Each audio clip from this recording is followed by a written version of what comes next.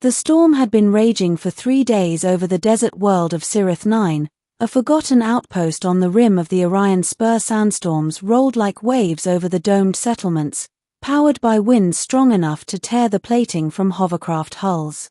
In a valley at the edge of the northern ridge, Dr. Eric Dallin waited out the storm in his small, half-buried clinic. Eric was a healer, but not the kind who had patients waiting at his door. He had come to Sirith 9 to disappear from the mistakes that had destroyed his reputation and the ghosts of the war that had followed him. Once, he'd been the chief xenobiologist of the Hellion Accord, designing regenerative serums to heal soldiers wounded in the border conflicts. But when the Accord used his research to rebuild weapons-grade tissue instead of saving lives, he resigned, walked away, and swore never to practice off-world medicine again. He was fixing a broken ventilator when the distress signal came. A tone cracked through the static, repeating in an alien frequency that didn't belong to any local beacon. His console flickered. The message was faint, fragmented, but unmistakably intelligent. Core breach, life support failing, request, medical assistance. Then silence. Eric frowned. The signal's coordinates placed it deep in the Verith Desert, where there was nothing but sand, wind, and bones of long-dead mining rigs. Still, instinct outweighed reason. He packed his medkit, summoned his drone assistant Kara, and took the sand crawler out into the storm. The beginning, the crash in the sand. Visibility was almost zero. The crawler's sensors screamed warnings as the storm hammered against its hull. Through the swirling haze, a shape emerged, a black shard of metal half buried in the dunes. Eric stopped and stepped out, shielding his eyes from the wind. It was a ship, or what was left of one, sleek, organic in design, like something grown rather than built. Alien glyphs pulsed faintly along its surface, the last vestiges of power fading.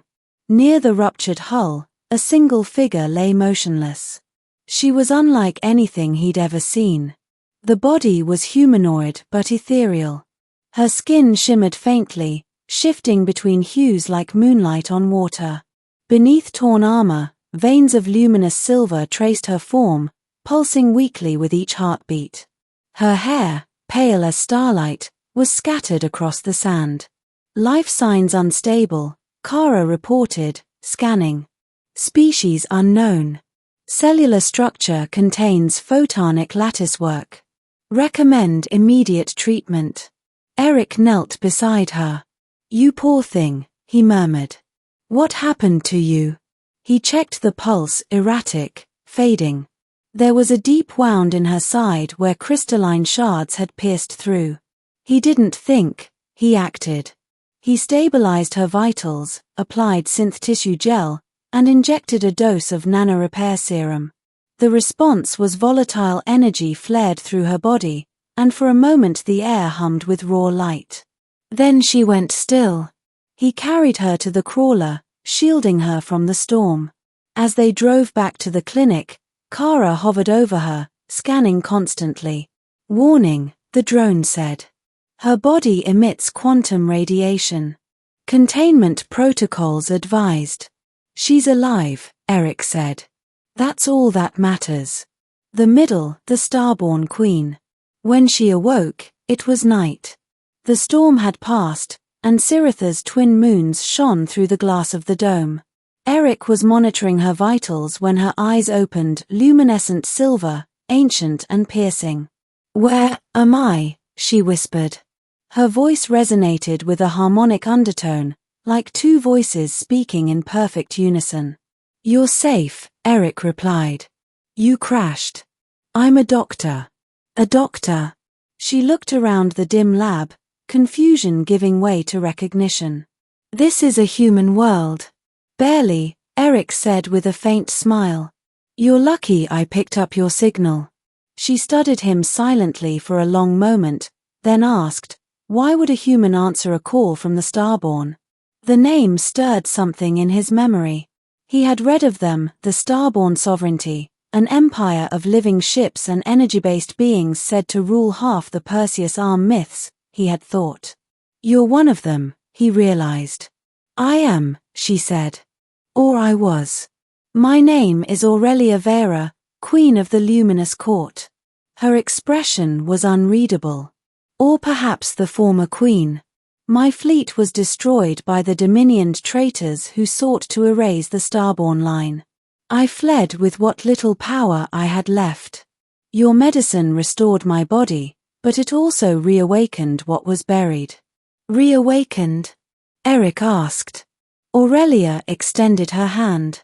Light coalesced above her palm, pure energy shaped like a living flame.